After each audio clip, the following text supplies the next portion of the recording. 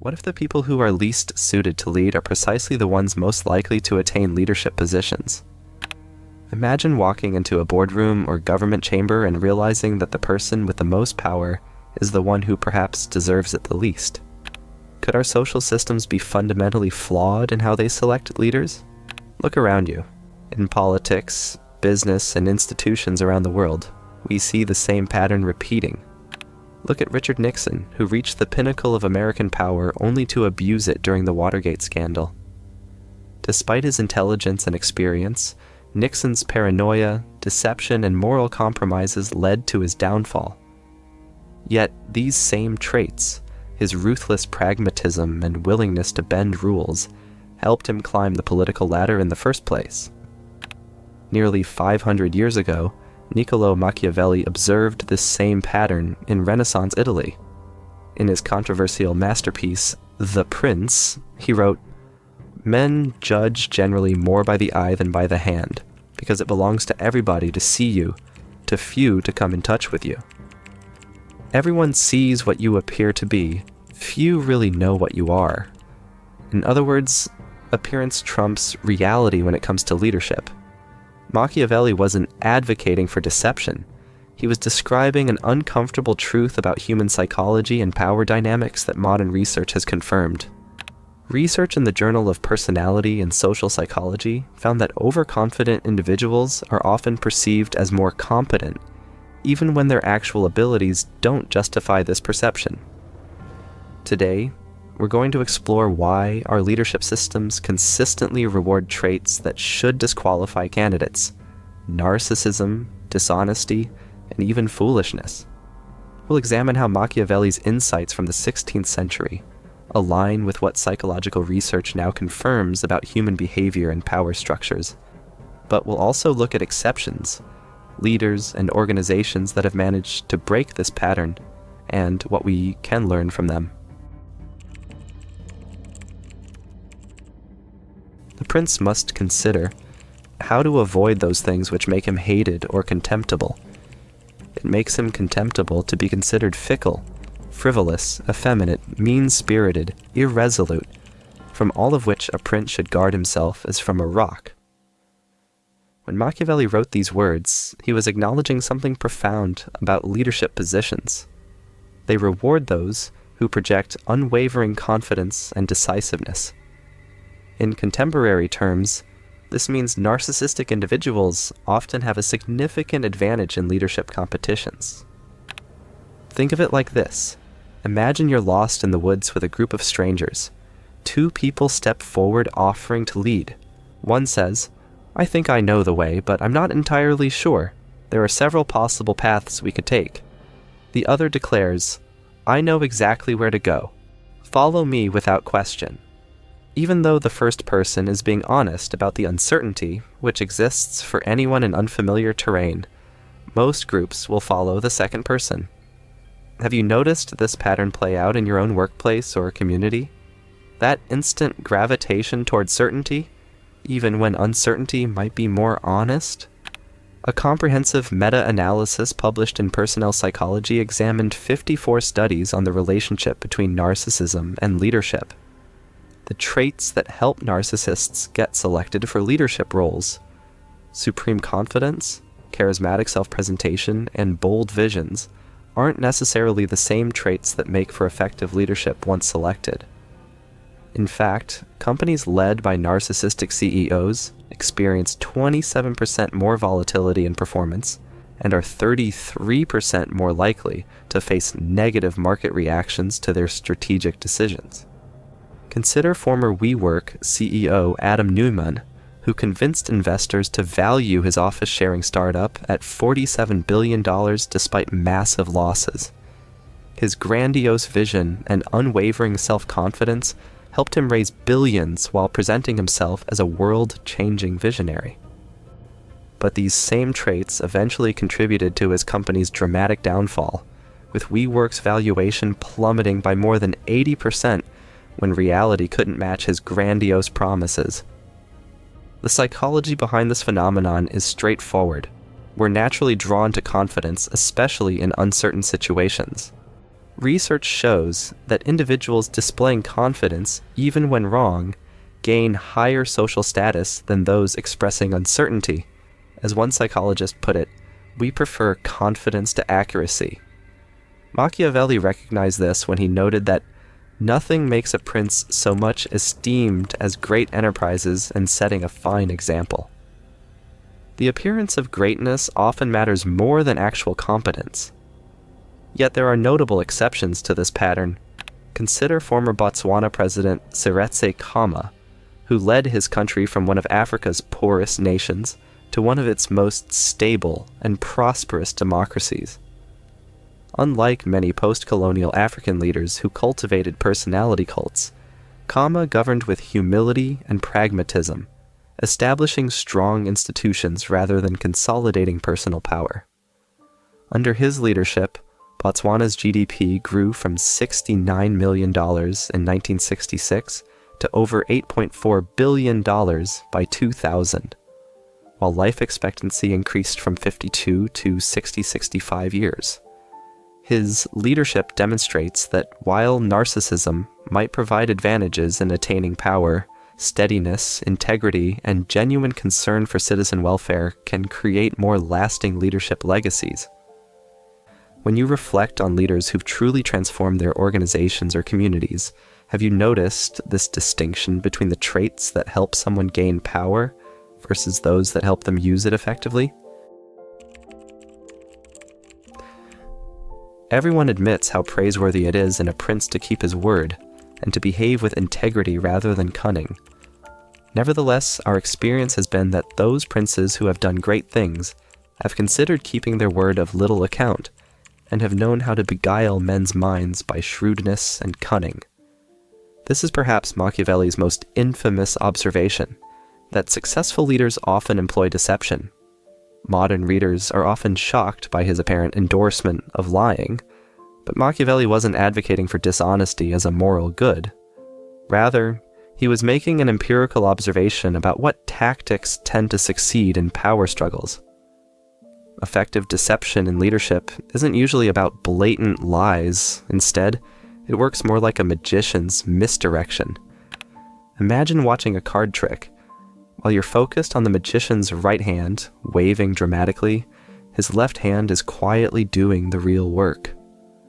Political and corporate leaders use similar tactics, drawing attention to favorable metrics while quietly hiding unfavorable ones. When you think about leaders you've encountered, how often have they directed your attention to what they want you to see rather than what you need to see? The psychology behind why this works is fascinating. Humans suffer from what behavioral economists call optimism bias. We tend to interpret ambiguous information in ways that align with our hopes. It's like wearing rose-colored glasses. We naturally filter information to support what we want to believe. Leaders who understand this can craft messages that different constituents interpret according to their own preferences. Consider how corporate communications often work. Losses become strategic investments, while modest achievements are framed as breakthrough successes. Research from the University of Michigan shows that leaders who frame company challenges positively often boost employee morale and productivity by 31%, even when the situation is objectively difficult. Machiavelli captured this dynamic perfectly when he observed that, in the actions of all men, especially of princes, where there is no court to appeal to, one looks to the end. So let a prince win and maintain his state. The means will always be judged honorable and will be praised by everyone. But not all organizations operate this way. Patagonia, under founder Yvon Chouinard's leadership, built its brand on radical transparency, openly acknowledging the environmental impact of its products and actively discouraging unnecessary consumption with campaigns like "Don't buy this jacket." This counterintuitive honesty didn't hurt the company. It strengthened customer loyalty and built an authentic brand identity that competitors struggle to match. In fact, during this period of radical transparency, Patagonia's revenue grew from $295 million to $1.5 billion, while customer loyalty metrics exceeded industry standards by 38%. The most dangerous deception isn't what leaders tell their followers, but what they tell themselves. A 2023 study in organizational behavior and human decision processes found that power increases self-deception by 42%. Leaders become increasingly convinced of their own narratives, even when evidence contradicts them. This creates a disturbing feedback loop where leaders who believe their own myths become more convincing to others, which reinforces their power and further enhances their self-deception. The first method for estimating the intelligence of a ruler is to look at the men he has around him. Machiavelli's insight here reveals something surprising. Truly intelligent leaders surround themselves with other intelligent people, while insecure leaders surround themselves with fools. But this creates a paradox in leadership selection.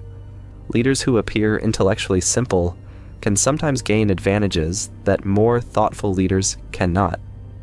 Think of this as the beer test in politics. The idea that voters often prefer candidates they'd enjoy having a beer with over those who appear too intellectual or complex. This isn't just anecdotal. It's grounded in psychology. Social scientists call it the pratfall effect, the phenomenon where highly competent individuals who show minor weaknesses or simplicity become more relatable and likable than those who appear flawless or intellectual. When you think about leaders who've risen rapidly in your field, are they the most thoughtful, nuanced thinkers, or those who offer simple, decisive answers with unwavering confidence? Have you noticed how we often mistake simplicity for clarity? George W. Bush's folksy communication style during his presidency provides an interesting example. Despite graduating from Yale and Harvard Business School, he deliberately adopted a simpler communication style that connected with many voters who might have found a more intellectual presentation alienating. The psychology behind this phenomenon is revealing. Humans have an innate discomfort with ambiguity and the complexity. We crave certainty, even when certainty isn't possible. Leaders who offer simple narratives and clear answers tap into this psychological need, even when complex problems demand nuanced solutions. A Stanford study of 952 CEOs found that leaders who communicated in simpler language were 23% more likely to be hired and given 16% higher initial compensation packages. However, they were also 31% more likely to underperform in complex business environments where nuanced thinking was required. Machiavelli understood this when he advised, "A prince ought to have no other aim or thought, nor select anything else for his study, than war and its rules and discipline, for this is the sole art that belongs to him who rules." This isn't just about military matters. It's about focusing on what appears most practical and straightforward, rather than abstract or theoretical considerations. This creates what we might call the complexity trap in leadership. Those most capable of navigating the actual complexities of leadership are often least likely to be selected for leadership positions because their acknowledgement of complexity makes them appear less decisive and confident than their simpler competitors. It is better to be feared than loved if you cannot be both. This famous Machiavellian quote captures a profound paradox about leadership psychology. Empathy and traditional virtues, while morally admirable, can sometimes become strategic liabilities in leadership contexts. Machiavelli wasn't suggesting leaders should be cruel. He explicitly warned against behaviors that generate hatred. Rather, he was acknowledging that excessive empathy can prevent leaders from making necessary but difficult decisions. Modern psychological research supports this observation. A study in the Journal of Personality and Social Psychology found that individuals in positions of power showed reduced mirror neuronal activity, the brain's empathy mechanism, when observing others in distress. The researchers concluded that reduced empathy might be an adaptation that helps people make difficult leadership decisions. Think of it as similar to a surgeon's detachment. If a surgeon felt the full emotional impact of cutting into another human being, they might be unable to perform life-saving operations. Similarly, leaders often need to make decisions that cause short-term pain for long-term gain. Those who feel others' pain too acutely may hesitate when decisive action is needed. Does this resonate with difficult decisions you've had to make, where too much empathy might have prevented necessary action? This creates a troubling dynamic in leadership selection.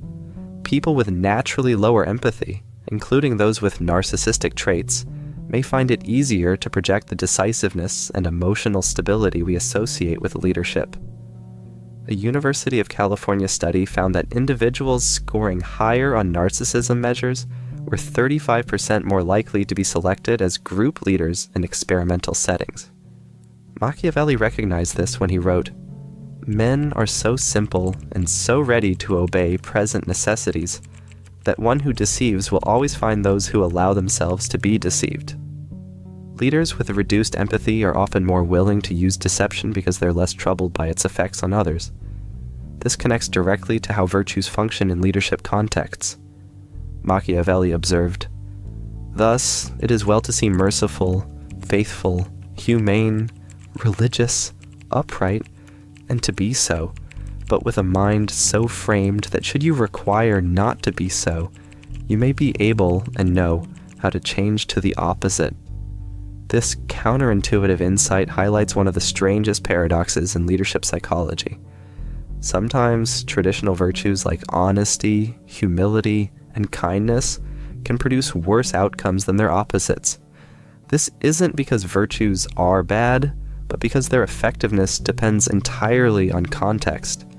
Consider how former German Chancellor Angela Merkel navigated the European refugee crisis. Her decision to accept over 1 million refugees in 2015 required balancing humanitarian empathy with pragmatic concerns about integration and public opinion. Had she been either purely empathetic or entirely pragmatic, the outcome would likely have been worse for all involved. The wisdom lay in knowing when to lead with compassion and when to impose practical limits. But there are alternatives to this cynical view. The servant leadership model, developed by Robert Greenleaf in the 1970s, suggests that leaders who prioritize their followers' needs over their own ambitions often produce better long-term organizational outcomes. Costco provides a compelling example. Under CEO Jim Sinegal's leadership, Costco paid wages 40% above industry average and provided health care to 85% of employees when competitors covered only 47%. The results speak for themselves. Costco's employee turnover is just 17% compared to the 44% industry average, and during Sinegal's tenure, Costco stock outperformed Walmart by 300%. The real challenge isn't choosing between virtue and effectiveness, but developing the wisdom to know which virtues serve the greater good in each specific context. As Aristotle, whom Machiavelli had surely read, argued, virtue isn't about following rigid rules, but applying principles appropriately to each unique situation. For there is such a difference between how one lives and how one ought to live, that he who abandons what is done for what ought to be done learns his ruin, rather than his preservation. This observation from Machiavelli captures the fundamental problem with leadership selection. The attributes that help someone win a leadership competition are often different from, and sometimes opposed to, the attributes that make for effective leadership once selected. Think of it like casting an actor to play a doctor in a movie versus hiring an actual doctor for a hospital. The actor who looks most like our mental image of a doctor, tall, authoritative, with perfect hair and teeth, might win the movie role, but would be useless in an operating room. Similarly, candidates who perform leadership most convincingly often win leadership positions over those who would exercise leadership most effectively. How often have you seen the most qualified person lose out to the most impressive performer? Modern research confirms this pattern. Studies show that individuals with narcissistic traits are more likely to emerge as leaders in group settings, but these same traits often lead to poor leadership outcomes once in position. This creates what researchers call the leadership paradox. The attributes that help someone rise to power can make them poor stewards of that power. The psychology behind this paradox reveals our evolutionary heritage. Studies suggest that humans evolved to be sensitive to signals of dominance and confidence when selecting leaders, particularly in threatening environments. This made sense in ancestral contexts where physical protection was a primary concern, but creates problems in modern organizational settings where collaboration and innovation matter more than dominance. Research from the University of California shows that our leadership selection criteria remain remarkably similar to those used by chimpanzees. We instinctively prefer individuals who display confidence, height, vocal power, and social dominance. These traits have minimal correlation with effective modern leadership capabilities. Machiavelli recognized this fundamental tension when he wrote, "The people are the masses. The nobility are the leadership class who wish to rule over the people. The people have one simple desire, not to be dominated or oppressed by the powerful. The nobility merely want to dominate and oppress the people." This creates a troubling cycle. Our leadership selection systems might be systematically choosing precisely the wrong types of people for leadership roles. Those most eager to lead are often those least suited to do so wisely, while those who would lead most effectively are often reluctant to pursue power. Consider Nelson Mandela, who became South Africa's president not through power seeking, but through moral authority earned during 27 years of imprisonment. His leadership approach, emphasizing reconciliation over retribution, demonstrates how leaders who don't fit the Machiavellian mold can create transformational change. Similarly, Abraham Lincoln was initially dismissed as awkward and unpolished, yet his thoughtful, empathetic leadership style proved uniquely suited to navigate America through its greatest crisis. These exceptions to the pattern suggest that while our default leadership selection systems may favor narcissists and manipulators, alternative approaches are possible. Therefore, it is unnecessary for a prince to have all the good qualities I have enumerated, but it is very necessary to appear to have them. This famously cynical observation captures Machiavelli's pragmatic approach to leadership ethics. But it would be a mistake to read him as simply advocating deception. Rather, Machiavelli was acknowledging the psychological reality that perception often matters more than reality in leadership contexts, and challenging us to design better systems. If appearance often trumps a reality in leadership selection, how can we ensure that our leaders actually possess the qualities needed for effective leadership? The answer may lie in redesigning our selection systems to account for these psychological biases. Some ancient societies used fascinating approaches to this problem. The Venetian Republic used an elaborate system mixing election and random selection to choose its doge leader, partly to prevent any faction from capturing power.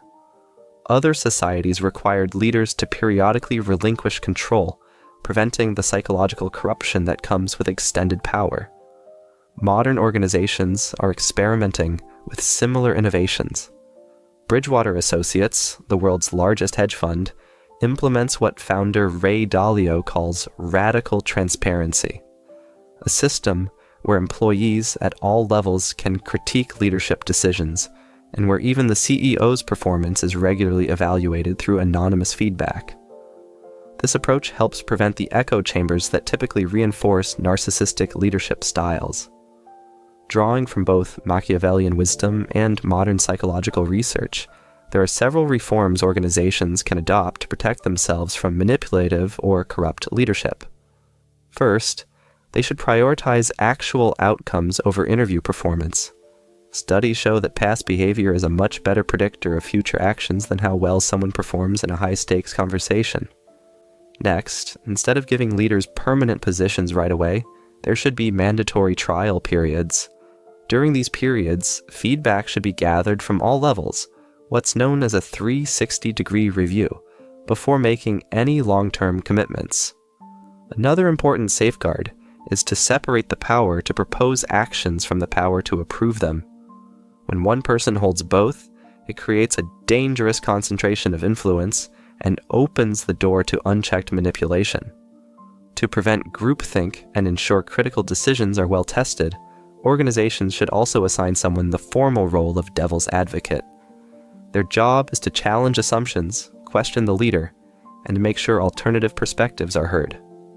And finally, implementing term limits and rotating leadership positions can help counteract the psychological decay that comes from holding onto power for too long. Power, left unchecked, tends to corrupt, and that's something Machiavelli understood better than most. Perhaps most importantly, Machiavelli's insights suggest we should focus less on individual leaders and more on institutional constraints.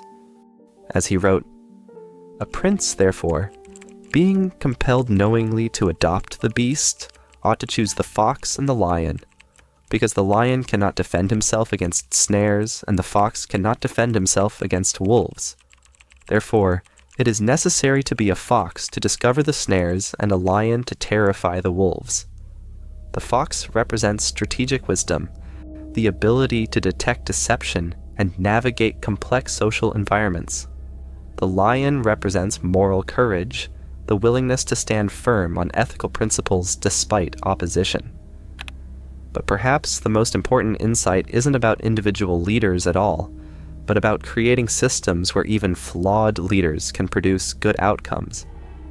What systems have you encountered that effectively prevent the worst leadership abuses? James Madison, one of America's founding fathers, understood this Machiavellian principle when designing the U.S. Constitution. "If men were angels," he wrote, "no government would be necessary." Instead of seeking perfect leaders, Madison created a system of checks and balances designed to function even with imperfect, self-interested leaders. A truly Machiavellian solution in the best sense. Modern research in organizational psychology suggests that leadership effectiveness depends more on context than on individual leaders. The same person who thrives in one leadership role may fail in another, not because their character changes, but because different contexts reward different attributes. This suggests we should focus less on finding perfect leaders and more on creating systems that bring out the best in the leaders we have. We've explored why leadership so often rewards narcissists, liars, and fools, not because these qualities make for good leadership, but because they provide advantages in leadership selection processes. We've seen how Machiavelli's insights from Renaissance Italy align remarkably well with modern psychological research on power, perception, and leadership dynamics. But we've also discovered exceptions to these patterns and potential solutions. The uncomfortable truth is that our leadership selection systems, whether in politics, business, or other domains, often select for the wrong traits. We reward confidence over competence, charisma over character, and decisive simplicity over thoughtful complexity. This happens not because we consciously prefer poor leaders, but because our psychological biases make us vulnerable to certain forms of influence and impression management. Machiavelli's most profound insight wasn't that the world rewards vice over virtue, but that effective leadership requires understanding human psychology as it is, not as we wish it to be. Many have imagined republics and principalities that have never been seen or known to exist in reality. For how we live is so far removed from how we ought to live, that he who abandons what is done for what ought to be done will rather learn to bring about his own ruin than his preservation. But understanding these dynamics is the first step toward changing them. We can implement selection processes that emphasize track records over performances. Past behavior predicts future behavior more reliably than interviews or debates, which reward theatrical skills over leadership capacity. We can create institutional safeguards that limit the damage narcissistic leaders can cause. Term limits, power sharing arrangements, and strong accountability mechanisms can protect organizations even when flawed leaders emerge. Finally, we can educate ourselves about these psychological patterns. By understanding how narcissism, strategic deception, and false simplicity influence our perception of leadership, we become less susceptible to their appeal. We can learn to distinguish between genuine confidence and narcissistic self-promotion, between strategic communication and manipulative deception, between accessible simplicity and intellectual laziness. The truly Machiavellian leader, in the best sense of the term, sees through the games of power while maintaining a moral compass that points toward genuine human flourishing. And the truly Machiavellian citizen understands these dynamics well enough to select leaders who will serve the common good rather than their own grandiosity. What aspects of leadership selection have you seen backfire in your own experience? Have you ever encountered a leader who rose to power without falling into these darker patterns? I'd genuinely love to hear your thoughts. Drop them in the comments below. And if this resonated with you, or if you know someone whose position or perspective could really benefit from hearing this, consider sharing it with them. Sometimes the right insight at the right moment can shift how someone sees everything. If you found value in this exploration of leadership psychology, don't forget to subscribe for more deep dives into the hidden patterns that shape our world. Until next time, remember, in a world that rewards princes, be wise enough to see through the crown,